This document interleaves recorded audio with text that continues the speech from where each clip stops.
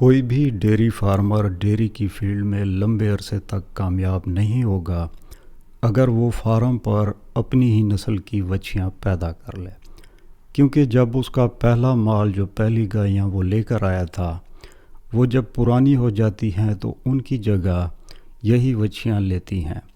لیکن اگر آپ کے فارم پر جب وچھے زیادہ ہوں گے تو آپ کو یہ مسئلہ پیش آنے والا ہے۔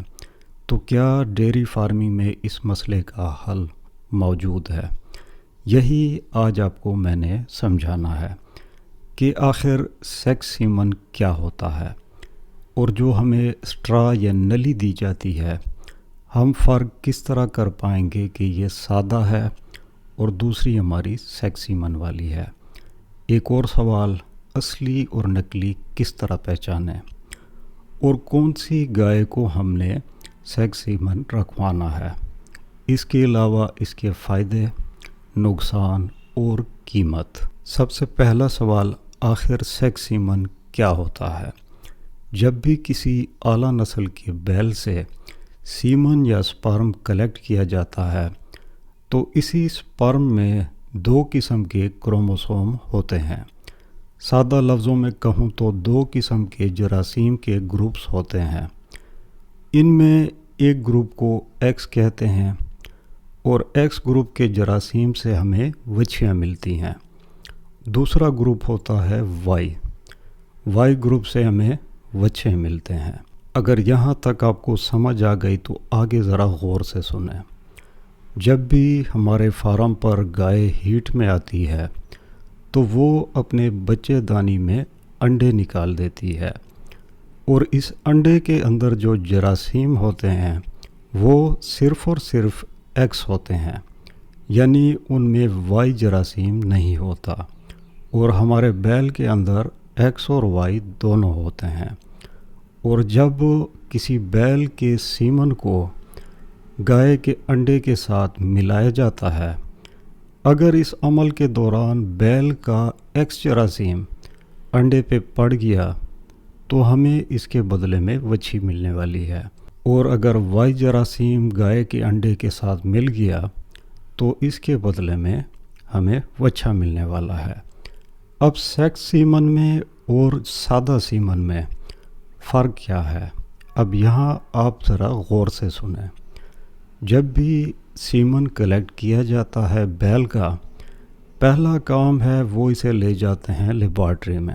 لیبارٹری میں سب سے پہلا کام یہ کیا جاتا ہے کہ جو ایکس جراثیم ہوتے ہیں وہ سائڈ پہ کر لیتے ہیں، اور جتنے وائی جراثیم ہوتے ہیں وہ ان کو ختم کر دیتے ہیں، مار دیتے ہیں، اور اس کے بعد ہم بچ جاتے ہیں صرف ایکس جراثیم کے ساتھ۔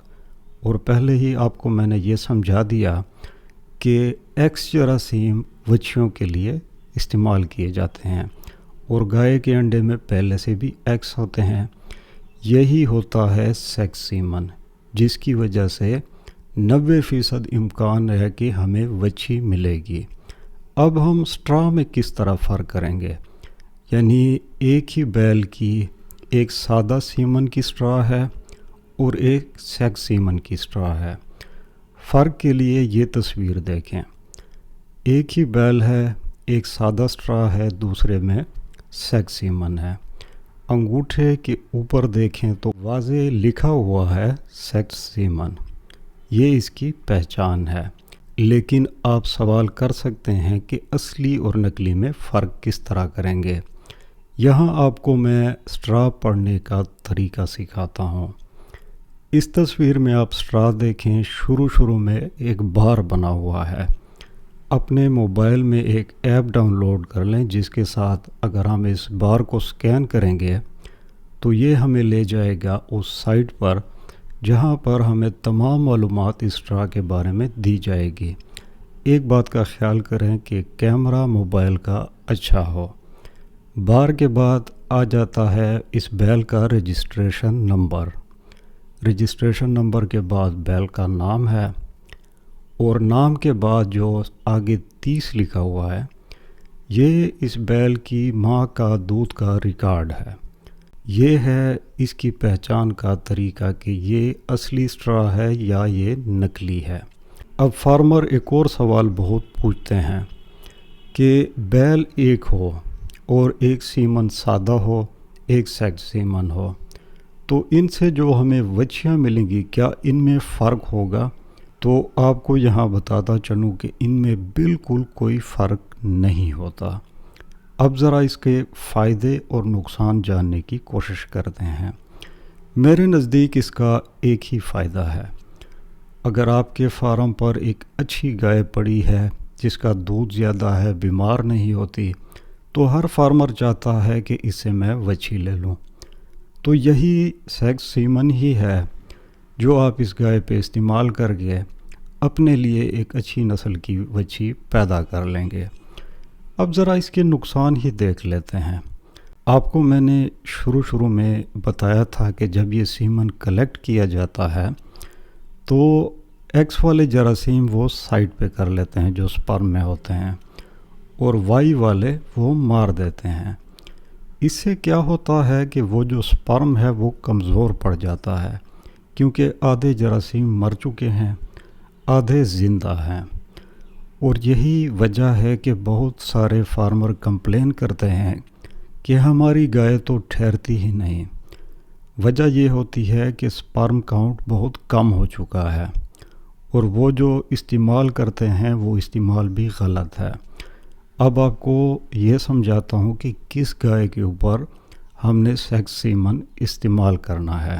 سب سے پہلے آپ نے وہ گائے انتخاب کرنی ہے جس کا پہلا وارہ ہو یا دوسرا ہو، یعنی دونوں جوان ہونی چاہیے۔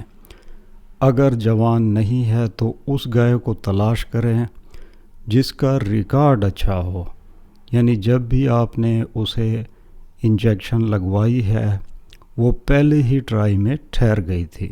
اگر آپ اسی گائے کو لگوائیں گے تو تب بھی یہ کامیاب ہوگا۔